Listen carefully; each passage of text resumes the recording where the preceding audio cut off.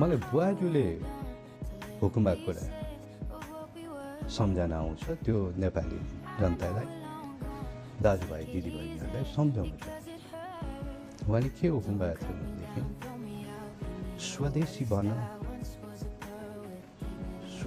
स्वदेशी भन सम्हाल नेपाल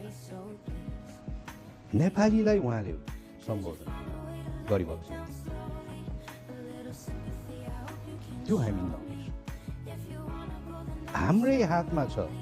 हाम्रो राष्ट्र कसरी बनौँ र हाम्रै मात्रै विचार नगरौँ आउने पुस्ता र पुस्ताका कुरा गरौँ